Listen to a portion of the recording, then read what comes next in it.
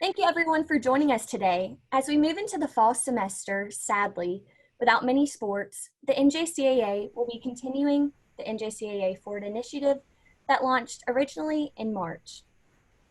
In athletics, many times, people wear many hats. And this group that we have today definitely understands that. As coaches and athletic directors at their institutions, they take on many different responsibilities.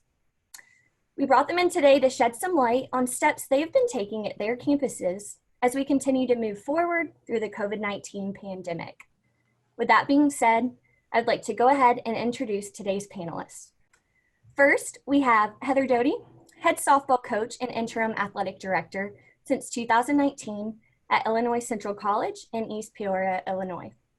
She serves as the Region 24 Women's Director and is vice chair of the D2 Softball Committee. He also serves on the D2 Volleyball Committee and the Championships Events Committee. Next, we have Darren Monroe, heading into his 10th season as the head softball coach at Rock Valley College in Rockford, Illinois. His team is the 6-time defending NJCAA D3 softball champion. Rick Hitt, heading into his 23rd season as the head baseball coach at South Florida State College. He was recently inducted into the NJCAA Baseball Coaches Association Hall of Fame.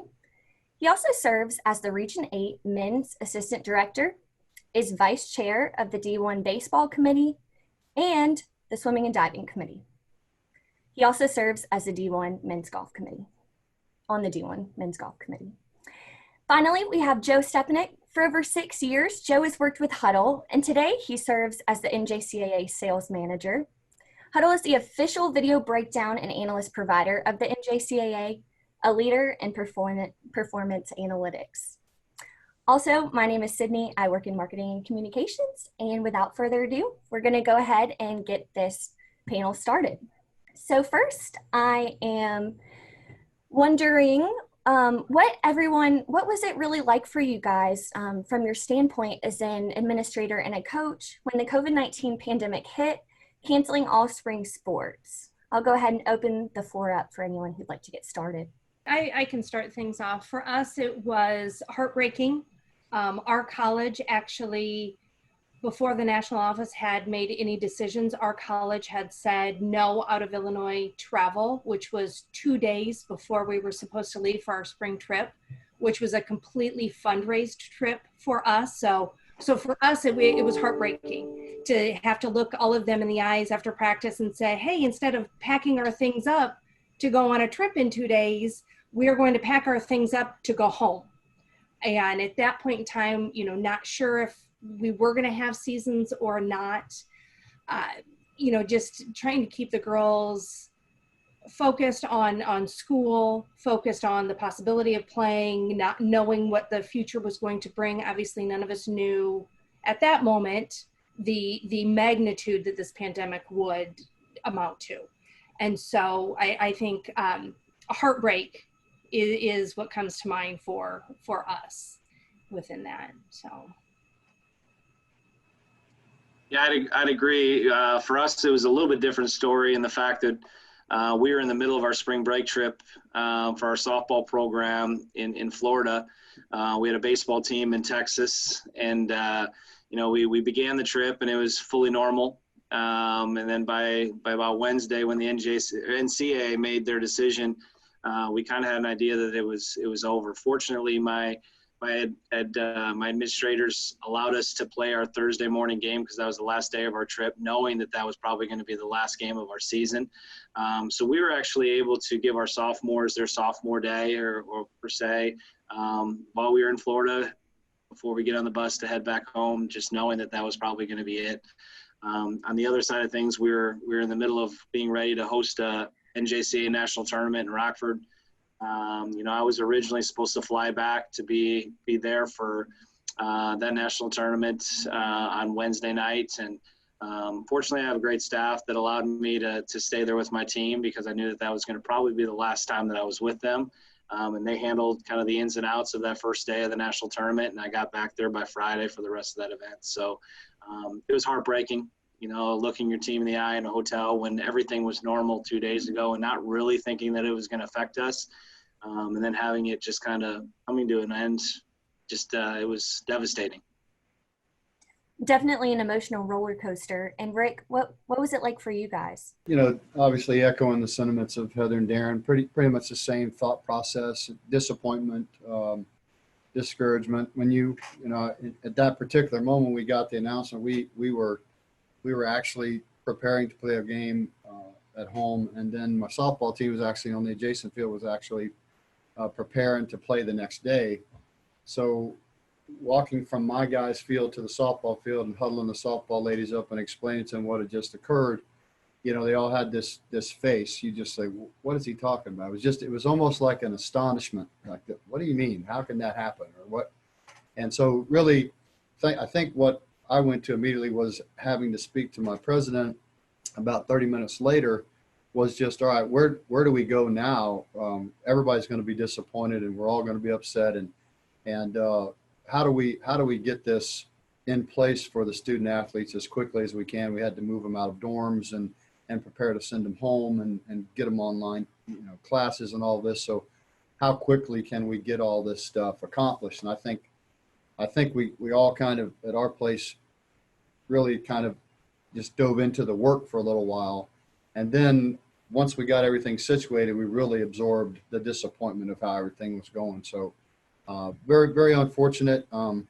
As it's been said 100 times, obviously something that you don't expect to have happen, but you still have to be a planner and a facilitator for things like that when you're doing your job. So Thank you. Yeah, I'm sure you all have learned so much about yourself and just really how to work right there in the moment and how to solve the things that you do have control over. So next, since you guys are an athletic director and a head coach, each of you are constantly balancing a ton of different responsibilities day in and day out. So how do you think you've managed to really balance each of these roles as the pandemic has constantly introduced so many different new challenges? Heather or Darren, if you guys want to start again. Loaded question. It's been tough. I think that for me as an AD, I guess I want to have an open communication with my staff. I think that there's administrators out there as April, May, June kind of went on that kind of left their staff in the dark. For me, I want to just be a communicator. And at the same point, for me, I had to re-recruit my players. Re-recruit my players that were coming in because they were due. We don't have on-campus housing here at Rock Valley, so they were set to sign leases, not knowing what was going to happen in the fall, and going back and just having conversations and sitting down with those parents and those recruits and just saying, here's the situation. If you want to be released from your letter of intent, we're going to do that because it's the right thing to do, and hope that they stick it out. But as soon as they sign that lease, they have a financial obligation because we're a non-scholarship program. They're going to have to pay that regardless if we're online learning or not. For our coaches, I just feel terrible for them, not knowing for those fall sports up until really 3 weeks ago that their fall sports would be pushed into the springtime, and just the constant anxiety that goes around that. And I think that a lot of that weight fell on our shoulders. But there is some positives. I think that our staff has gotten a lot closer because we set a time throughout the week to have meetings where normally we have the hustle and bustle of our own programs and doing those things. And we really got to do some department initiatives that were put on the back burner that now we had time to do it. For me as an athletic director, I've only done this for 2 years. And getting that opportunity to really connect with ADs all across the country has been beneficial for me to having conversation and some mentorship opportunities for me to be better at that part of my job. So it hasn't all been bad. I think, those two things, and for me personally, have been really beneficial for me to be prepared for whatever is coming next. And hopefully 5 years from now, looking back, that I think that was a really big piece of my development as an athletic director. I would say it's been quite a challenge, like Darren said, connecting with our staffs. We meet on a weekly basis. We've done that through this whole entire pandemic, which, during the hustle and bustle, it's hard to take that time to do. So that has been nice. Constant communication is happening. because I feel like the moment that we make a decision and say something, there's a change or a tweak or a slight adjustment to what we've just said. So it's that constant, there's times that I feel like I'm on the hamster wheel and not getting anywhere, and making decisions and that type of stuff. And with players, this is right now is when our players are moving in. We do have on-campus housing, so they're scheduled to start classes on Monday. And still kind of some things are up in the air. We are going to try to do some practices and potentially being able to scrimmage, since the national office has said we can do that, but still trying to navigate those waters, because I feel like when we start to move ahead with that, our governor in the state of Illinois pulls us back. The county that we're in, we're now on the watch list for them. So it's trying to manage that, as a coach and an administrator, we want to play. We want to see that people involved in getting back to what we knew as normal. But on the same hand, it's, the safety and well-being, since we don't know, I feel like we don't know a ton about the virus to know, looking in that crystal ball, if we could have it to say, you know what, we need to shut things down. That's going to be the best thing, or is it we move forward and we're all going to be okay?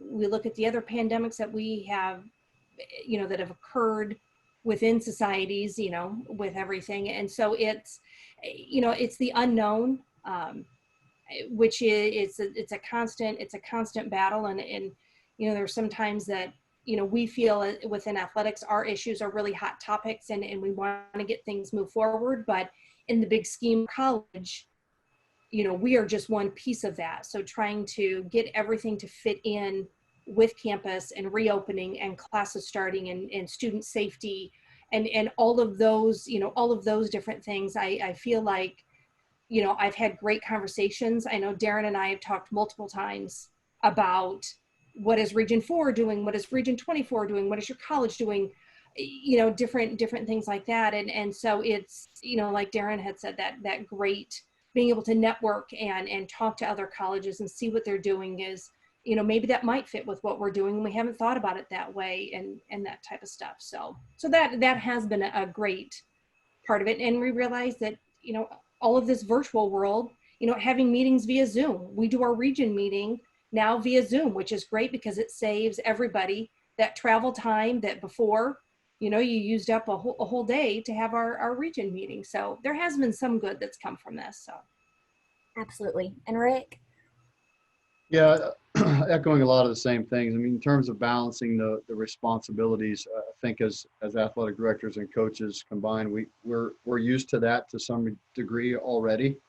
But when you put logistics on top of logistics on top of logistical changes that are occurring, you decide to go to bed and just keep an open mind to what you're going to wake up to the next day, and be prepared to deal with it. I'm fortunate. We live in a very, very an outstanding state with the great communicators, great athletic directors and coaches here. We've all helped each other as a networking thing throughout this process. So it's been something that when you talk about, balancing the responsibilities, you've also been able to bounce things off other people. You've been able to, as Heather mentioned, see how other folks are doing things.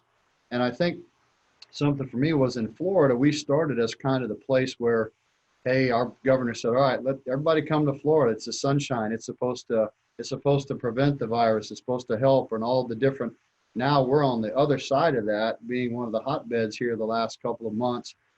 So we've seen a transition in what we thought was going to be some things we were going to be able to accomplish early on, to really turn the tides and have to back up a few steps from time to time, the things we wanted to do. So, but balancing responsibilities, I think we're all used to it, but I just think the magnitude kind of improved. And then the open lines of communications were more evident now than they've ever been. I mean, I think you had to do that in order to be able to get to a certain point. And like I said, we'll wake up tomorrow and see if anything changed, and we'll make whatever adjustments necessary to try to keep it moving in the right direction.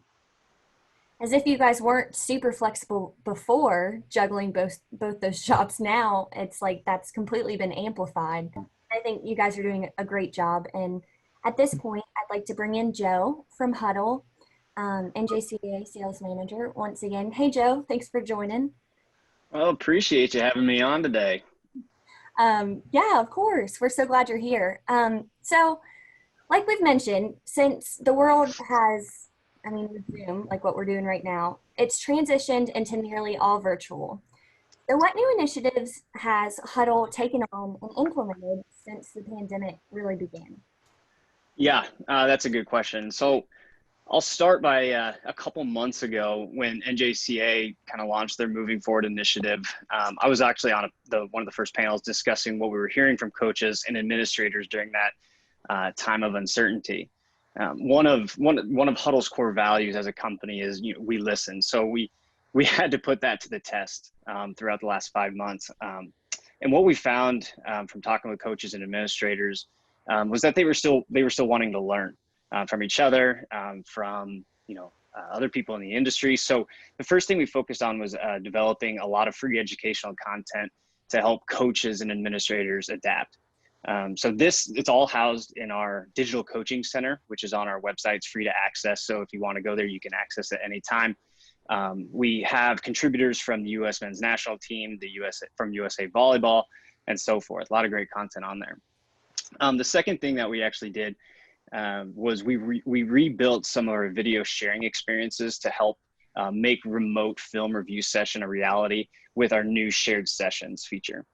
We heard that there were a lot of coaches that were utilizing Zoom calls like we're on right now to connect with their team to do film review. And with the NJCAA moving championships to the spring, that doesn't change.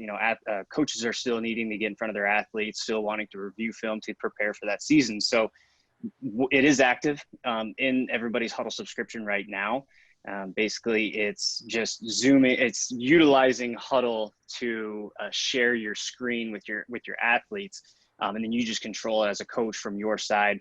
It really helps with the video resolution, no degraded video, a lot of connection issues. That's all gone since you're working strictly through the Hudl account itself. The other thing that we actually started doing was we took a step back and took a look at our auto capture camera Hudl Focus. And what we've done is we had to take a look at, with the uncertainties of, are we going to have fans in the stands for basketball or volleyball or anything like that?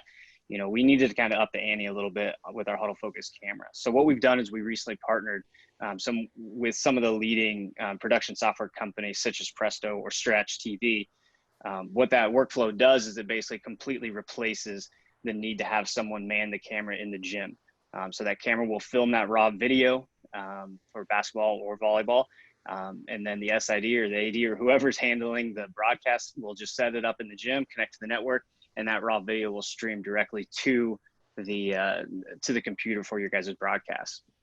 But then really to wrap it all up, what we've actually rolled out with was our return to play program. This is kind of our answer to help institutions that may have been impacted financially by the coronavirus and allow them to still take advantage of a lot of the tools that we have. So it revolves around that athletic department package. So giving the same video analysis tools, subscriptions, Hudl Assist, and Hudl Focus, basically for a bulk price. With return to play, what this does is you don't spend any bit more in that first year of your contract. So basically you renew at the normal price that you have in previous years, maybe what you've already budgeted for, but then year two, that price just goes to the normal package price there to relieve some of that pressure on athletic departments. Departments can choose how they want to actually pay for that. They can do it all up front if they'd like to, and then next year there would be no cost to the next year, or they can take it where they just renew year one and then just pay the full price year two. So we provide a lot of flexibility with our packages, and we want to work with every program. So we know everybody's under different situations, and we want to hear those. And so we can work with you to make it a thing for you guys to give your coaches the tools that they need. Really, those are the four things that we've been working on over the last few months. Had a lot of product roadmap shifting, but it all comes from coaches and the partnership with our NJCAA, which we really appreciate. Gave us a lot of feedback and to steer the decisions that we need to make moving forward as a company. Great. Thank you so much, Joe. I know I speak on behalf of the entire NJCAA. We really appreciate all you guys do for us and this partnership. And we're so glad that you could join us today and give us some updates and provide some insight. And just thanks so much. So now that we've heard from Hudl and we've really got the conversation going, I'm going to go ahead and speak with Darren and just ask you a question about something that you actually touched on earlier. So when the pandemic hit, Rock Valley was hosting the 2020 NJCAA Division III Women's Basketball Championship under a condensed schedule with no fans. So Rock Valley is actually scheduled to host the 2021 NJCAA Division III Men's Basketball Championship. So what do you think you and your staff really learned from the experience in March, and what do you think you'll take into this year when you host again? Yeah, and, number one, I think that it's things that we already know, and that's to be adaptable. We had to change in the fly, and it's just what we do in athletics. And this is the one thing that I've told a lot of our athletic directors within the region is that we do have experience in these cleaning protocols in between games and the benches, making sure they're 6 feet away and doing all those things because we did it already. You got to make sure that you have the staff on hand that, when you have a halftime that you get on there and you get it cleaned up, and you got to make sure people are separated coming in different doors and those type of things. And so we'll take that. I'm hoping by the time that we get into April for this men's basketball national tournament, we'll have fans in the stands. But as Heather alluded to, our state of Illinois has been very cautious.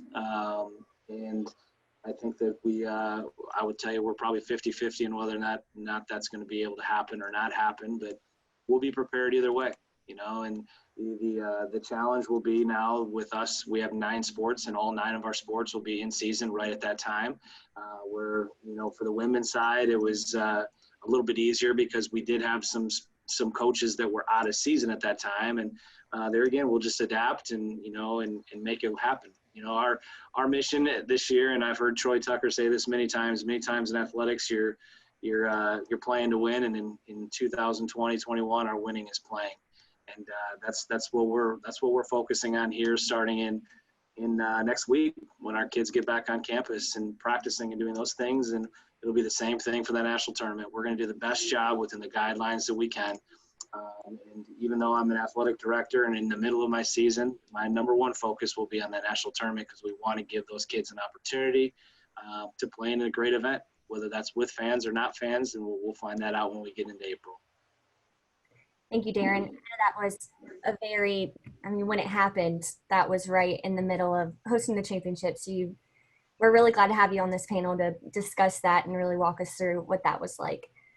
So Heather, now after qualifying for the D2 softball national tournament in 2019, what challenges have you faced keeping your team motivated for the 2021 season after their 2020 season was cut short?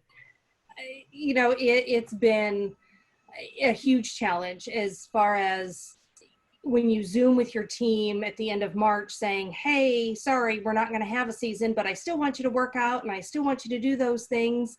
You can just see the disappointment in their eyes and everything, and not being face-to-face. Obviously being video is much, much different than seeing them face-to-face. But one of the things that we talk about in our program year in and year out is you've got to be flexible. You've got to be prepared for anything. And softball is that game of failure. And learning how to get back up after you've gone 12 at-bats without a hit, and you've got to go up at bat for that 13th time, and it's bases loaded, bottom of the 7th inning, you're down by 1, and you need to put the ball in play to see something happen. And so I think just constantly giving them the encouragement and reminding them about, softball is a great educator for life. And, sports teaches us so much. And I know I'm preaching to the choir here with that, but it's, keeping their minds and their bodies in shape and prepared and ready to go. Looking forward, we, tried to focus on that, taking mental breaks, mentally being where we need to be. And the physical part helps with that mental part. And, being able to encourage them in the classroom and doing those types of things and having those small wins. And hopefully we get to start practice on September 8th, like we're scheduled to do, and things haven't changed by then, because I know that's a few weeks away and it's kind of scary, and hopefully they will, because word gets passed down year to year within our program of, here's the expectations. And it's our expectation is that we're our little Cougar family, and we're there for each other, and you're going to work hard, and it's not just about them as individuals, it's about us as a group. So hopefully this year's group will come in and be able to do that. Unfortunately the freshmen didn't get to experience the possibility, the regional tournament for the possibility to go to that national championship. And it's one of those that, as Darren knows, when you go a couple times in a row, it's that expectation that you want to go every year, and they know, year to year, they kind of know how to get there. Those sophomores do, if you will. So it'll be an interesting year for all of us this year without that sophomore, our spring sports, without that sophomore leadership of kind of the been there, done that, know what to expect, and being able to help those freshmen. So, it'll be like a whole team of freshmen come this springtime, unfortunately. So hopefully they'll be prepared, and what we've tried to instill in them will hold true. And like I said, we'll be flexible and constantly, we kind of move and shake on the fly. So Definitely. Well, keep it up. It sounds like you're doing a great job keeping everyone engaged and motivated. And like you mentioned, being there and knowing that you can get back to that point, that's motivation in itself. So we're definitely looking forward to following along with you guys. And last but not least, Rick, what adjustments have you had to make as an athletic director and a head coach for fall practices and scrimmages, while also keeping in mind those health and safety protocols, keeping that a priority? And like you mentioned, being in an area where there has been a spike. So what's that been like, and how are you handling it? Well, from a standpoint of adjustments, right off the bat, it started for us when our our administration made a best practices decision to minimize the dormitory that we usually house our students at. So when they did that, that only provided a small percentage of our student athletes to return. So this fall, our baseball and softball teams won't be on campus as they normally are, participating in regular everyday fall practice, workouts, conditioning, all of that. They'll be distance learning.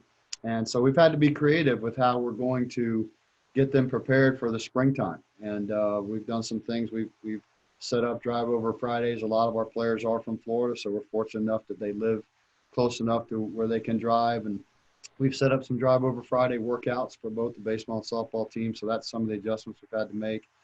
Obviously, for our teams that are here, cross country and volleyball, it'll be here next week. Volleyball being pushed, they're still going to be working out and practicing and going to campus and going to school. So the adjustments we make for every day, for instance, for cross country, just the normal. They take care of their waivers. They got all their waivers done. They put themselves in place for practice. Starts every day with temperature checks and facility adjustments, things of that nature. And we just, we try to get them into as much of a routine as we possibly can with the new routine, so to speak. We social distance every one of our facilities, our fitness center, our training room, our locker rooms. We have staggered locker room dressing times. So we all of these logistical things that right at the beginning, you don't really think about all of those things, but then you get into the course of these are the guidelines, and you put it all together, and those are all adjustments that you have to make. From a scrimmage, we won't scrimmage this fall. Our volleyball team won't scrimmage, and obviously baseball and softball won't, because they really won't be together very often. So we won't have any scrimmages for the fall. And then our cross country team schedule has been condensed quite a bit with the cancellations of several events that we normally would be part of. So our coach, Christy Bobo, has been very creative with finding other avenues and other venues for us to run meets in. So we hope to be prepared for our region meet at the end of October. There'll just be a few less meets than we're normally used to. Other adjustments are we're not spending the night overnight when we travel. So we only have one trip that we're trying to decide on how we would spend the night away. So all of our trips will be over and backs, so to speak, from a standpoint. And really our dormitory has been sized to such that our dorm staff has worked very hard to keep the student athletes on the certain protocols that they run, the visitations and things of that nature, the constant temperature checks, the symptoms analysis, all the different things that we're all dealing with. So that's several of the adjustments that we've had to make. But when it comes to the health and safety, I mean, that's the priority right now. I mean, that's what we're all prioritizing. So if it means you practice a little less, or you scrimmage a little less, or you do things a little less, as much as you hate to think about that, you know, the health and safety is the number one priority. So those are the adjustments we've had to make, along with many others, and I'm sure everyone's making those kind of adjustments. But as the fall unfolds, we'll learn a little bit more about what we need to do better, and we'll just hopefully keep the student athletes in as much of a rhythm as we can. You know, that they're, you know, we're asking them to have a higher level of self-discipline than they normally do, protect themselves from things, be a little more patient than they normally are with some of the protocols we have to do, and just kind of think on a best practices philosophy. And if we can get them to buy into that, we hope they can have just an enjoyable semester as they normally would, with the experience of playing collegiate athletics and getting an education. So those are just some of the things that we've done thus far. Definitely. Thank you for sharing that. That definitely sounds like you guys have it in order. And as long as you guys have a good path for them to follow, I'm sure they'll enjoy being at your school and taking all the sports and everything just as seriously and as fun as they did before. So thanks for sharing that. Thank you all for giving us the insight and providing these tips and tricks. I'm just going to do one more question. If anyone has, this is for everyone, if anyone has any ideas or things that they've learned over the past couple of months that they'd like to share, or things that they've learned about themselves that their school is now going to implement moving forward, I'm going to open the floor for that. Well, I would share the fact that I think that we will probably have more of an online initiative learning wise than we've ever had before. I think that's going to continue as we move forward, regardless of where we are. I think you'll see more and more online classes, more people comfortable teaching it that way. And I think that's going to stick to a higher degree than it has maybe in the past. And then, of course, little things like, you know, concentrating on washing your hands more often, and all the hand sanitizers that are around campus, and all of those things, you know, those are going to, I don't think those are going anywhere. So I think that's something that, you know, we've realized is going to be there for the duration. So. Darren?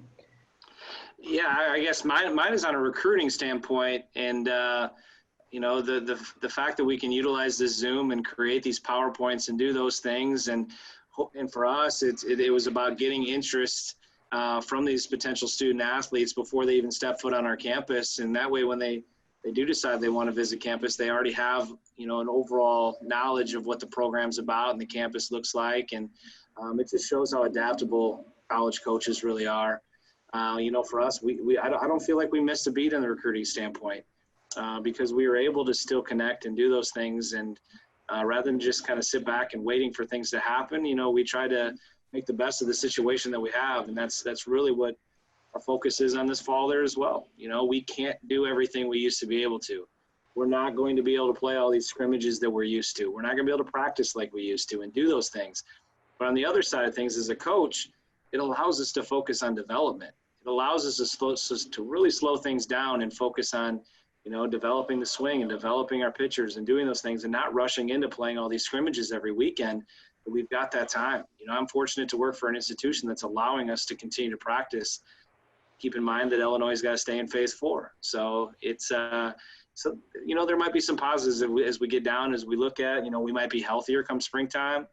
We might be better off situation in terms of just mechanical and doing those things, because we're not rushed to do things that we normally try to do. Heather, anything you'd like to add? I would say I think that we have all learned how to adapt, how to conquer something that was maybe scary, because I know technology is not always something that everybody is great with. I think we've learned a lot about pushing ourselves past our comfort zones, and because I think sometimes we get comfortable with the way that we've always done it. And, you know, typically, you know, every weekend I'm sitting in a softball field recruiting and doing all of that. And in our institution, really was very conservative and wanting health and safety to be first and foremost. So I was not able to do that, but I was able to spend more time at home with my family, you know, which typically, you know, my husband and I, our date nights are going to softball games. That's kind of, you know, been our lasting joke for the last 20 years that we've been married. And so I think just like Darren said, slowing down and really focusing on the little things that we normally don't get to do, you know, and just being able to adapt, to look at things from a different way, to have an open mind. I think Rick had said it, you know, that he goes to bed every night and wakes up, you know, hoping and not knowing what's going to happen the next morning, and then having to have that open mind. So I think it's really taught us that, you know, life is unpredictable, and we just got to roll with it. So. Yep. And Joe, anything you'd like to add about all this as we close? Yeah, I think being comfortable with the uncomfortable, I think, has been kind of something my wife and I have really, you know, she's an educator in the elementary space, and they started school the other day, and she's extremely uncomfortable with the situation in Nebraska where we're at. We haven't been hit hard, but you know, there are fears, but being able to come through that and to find the opportunity is extremely important. We've seen it at Hudl a ton over the last 3 months, 4 months, with, you know, certain product initiatives we wanted to do, but then getting them kicked to the side because there was something we could impact at a different level right away. And we had to be okay with it. So controlling what you can control is extremely important during this time as well. I think Sun Tzu in The Art of War said, you know, in the midst of chaos, there's opportunity. And I think being able to find that opportunity and to take advantage of it is the most important thing. And it's going to set those people aside that are leaders, and you're going to be able to see them even more now than ever. So it has been an exciting time, I guess, to say the least, but it's presented its own challenges. Yep. Well, thank you all so much for joining us, and I hope that everyone watching this found it to be helpful and enjoyable. Please follow along on NJCAA social media and our website for more NJCAA forward content and initiatives as we continue into the fall semester. We will see you next time. Thanks so much.